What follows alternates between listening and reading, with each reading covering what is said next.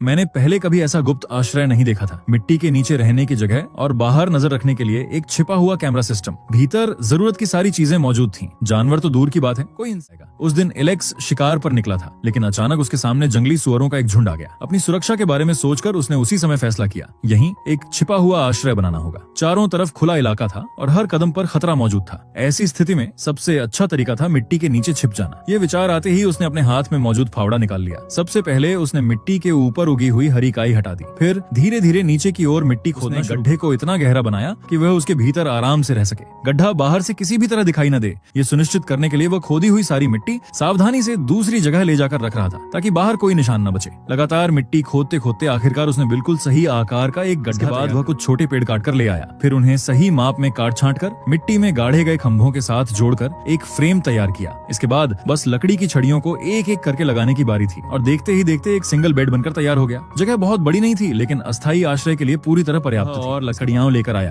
क्योंकि अब आश्रय की छत बनाने की बारी थी। जंगल में जीवित रहने के लिए सबसे जरूरी है आसपास की परिस्थितियों पर नजर रखना। इसी बात को ध्यान में रखते हुए उसने पहले से ही पेरिस्कोप लगाने के लिए जगह खाली छोड़ दी थी। एलेक्स की समझदारी भी कमाल की थी। आखिर में उसने एक छोटा दरवाजा बनाया और उसे प्रवेश द्वार पर अच्छी तरह फिट कर दिया। इस तरह छत की शुरुआती संरचना पूरी हो गई। जब यह मजबूत लोड बेयरिंग लेयर तैयार, उसके ऊपर एक तरह का वाटरप्रूफ कवर लगा दिया। ठीक उसी समय पहले से जमा करके रखी गई काई काम आई, जो न केवल इसे छिपाने में मदद करती थी, बल्कि प्राकृतिक रूप से एक बेहतरीन थर्मल इंसुलेशन लेयर भी बना देती थी। पूरा इलाका इस तरह ढक गया कि ऊपर खड़े होकर भी कोई नहीं समझ सकता था कि मिट्टी के नीचे एक घर छिपा हुआ है। और पेरिस्कोप को भी तो छिपाना जरूरी था। इस बार एलेक्स अपने साथ एक कस्टम कैमरा लेकर आया था। ये छोटा कैमरा तूफान, ठंडी हवाएं और बारिश सब कुछ सह सकता था और एक बार चार्ज करने पर कई दिनों तक चलता था। सारी तैयारी, एलेक्स खुशी खुशी अपना सामान लेकर अंदर चला गया। अंदर की जगह काफी बड़ी थी, वहाँ आसानी से आग जलाकर खाना पकाया जा सकता था, लेकिन धुआं और ठीक तरह से बाहर नहीं निकल पा रहा था, इसलिए अंदर का हिस्सा जल्दी गर्म हो गया। खाना खाने के बाद एलेक्स ने थोड़ा आराम किया और फिर गहरी नींद में सो गया।